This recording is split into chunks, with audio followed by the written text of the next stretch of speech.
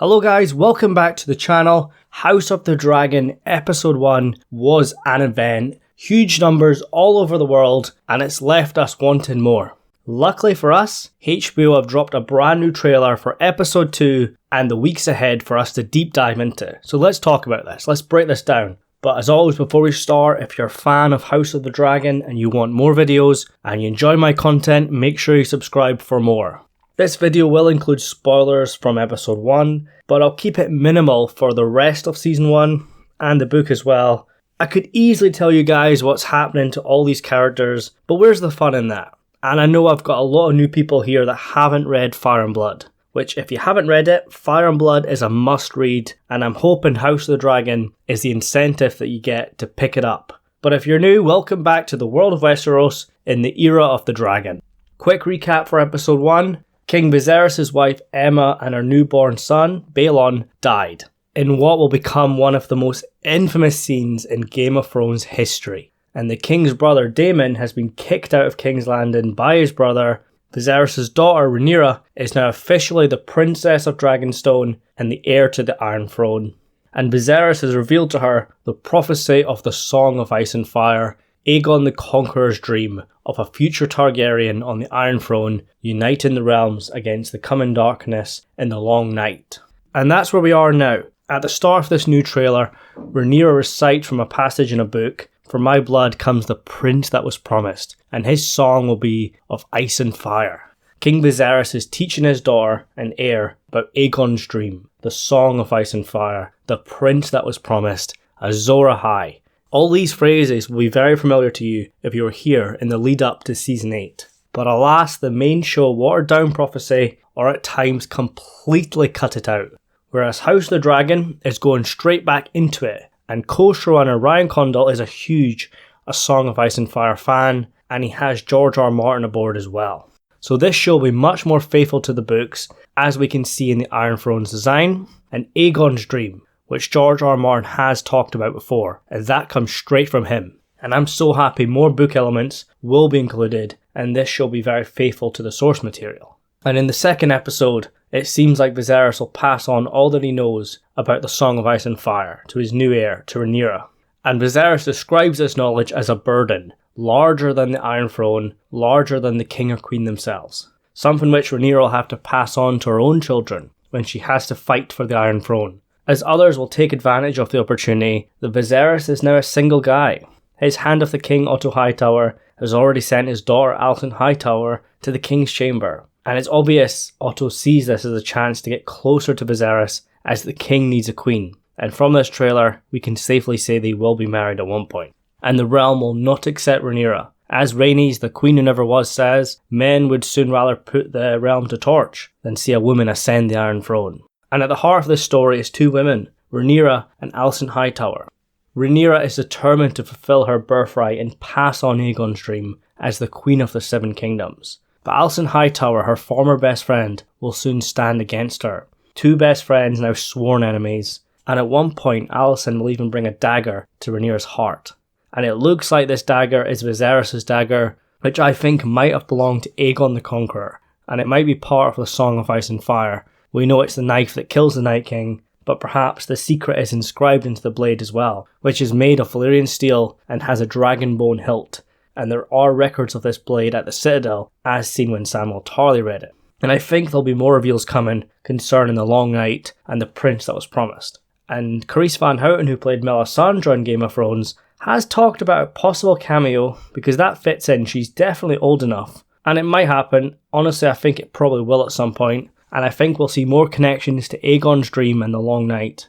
At its core, the Dance of Dragon is two best friends and their families fighting in a civil war that rips apart the royal house. But they have nuclear weapons, the dragons, which changes everything. But now the addition of Aegon's dream and more prophecy is a very interesting dynamic. So yes, the episode will be titled The Rogue Prince, which obviously refers to Daemon Targaryen, who will take centre stage. And I think we all agree that Matt Smith was brilliant. And it seems like Daemon, who has been banished from King's Landing, goes to Dragonstone, the ancestral home of Aegon the Conqueror, when he arrived in Westeros. And Daemon has taken with him not only his mistress Mysaria, but also a dragon egg, which he plans to place in a cradle of a bastard child. but it seems like Otto Hightower is sent to Dragonstone to get this egg back. But good luck with that. Otto might have brought backup, but Daemon himself is a badass wielding Dark Sister, and he has Caraxes, which changes everything.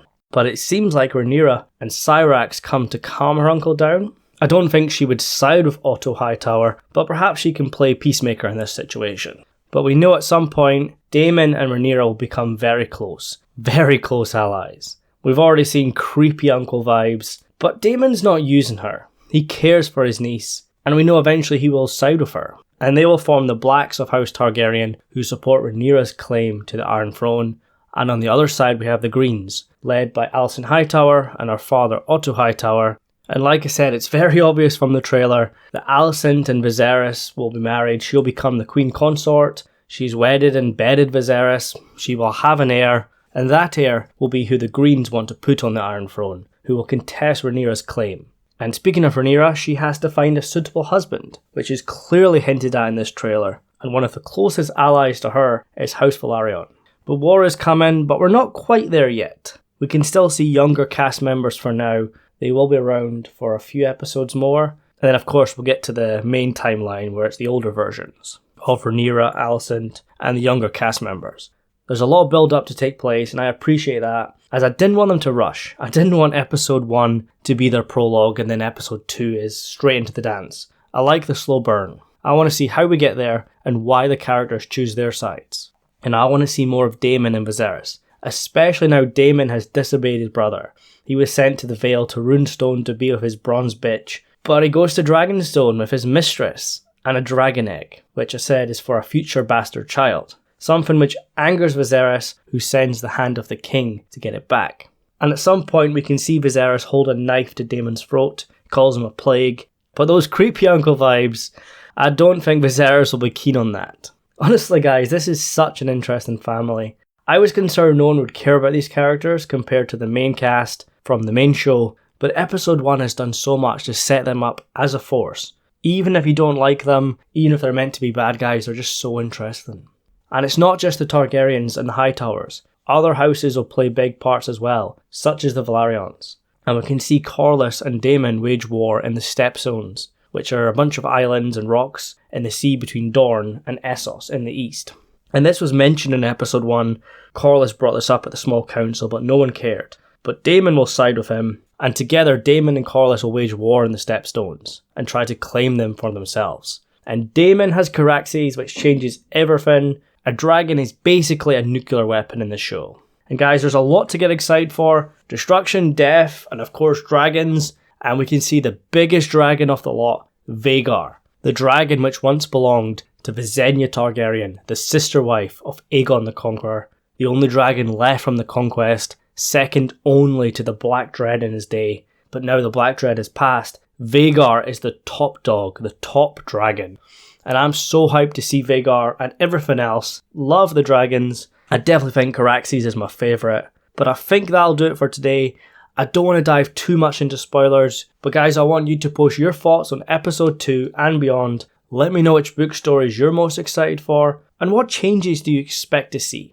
I expect more of Aegon's dream and prophecy for sure. And new plot details coming, which will add a lot to this story. As long as it comes from George R. R. Martin and makes sense, of course. So yes guys, if you want to get more House of the Dragon and more Game of Thrones videos, make sure you subscribe. I'll leave a link to my episode 1 review, and I'll also leave a link to a future show, a sequel about Jon Snow set after season 8, which I think will be announced in December when Kit Harington attends a Game of Thrones panel. And if that happens, of course I'll cover that as well. House of the Dragon episode 2 on Sunday night, then we have The Lord of the Rings on Friday. There's so much coming, and if you enjoy the content, make sure you stick around for more. So yeah guys, thank you so much for watching, and I'll see you soon.